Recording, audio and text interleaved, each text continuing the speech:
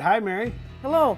How you doing? Good. All right. So tell me, where are we? Where are we located? Well, this is northern Michigan in a little town called Fife Lake. I wanted to go over some of the details of what you do. Mary carves this in her shop and then hand painted. And this is simply a work of art. You hand drew this buck onto this slab.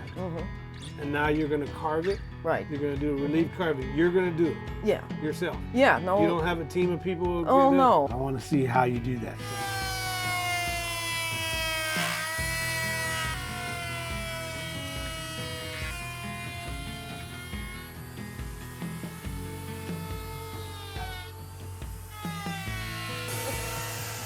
That's amazing.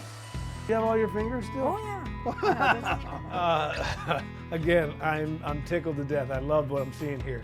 This is one of your carvings that has all the carving's been done, and now it's also been painted. Yes. And then this is going to be in the headboard of a bed in somebody's house. Yes. That is so cool. You're transforming them into art all the way through to the finished painted product. And then they're going to be in homes all across the country. What's this going to be? Well, this is a piece of firewood that's going to turn into a lamp.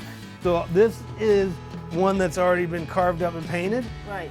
So this is going to be somebody's lamp. Yeah. I love it. I need one of these in my house. I am so glad I came out here and got to see this in action and actually understand what goes into each one of these. Look at the details on these elk. This is a custom, one-of-a-kind piece that she's done for a customer.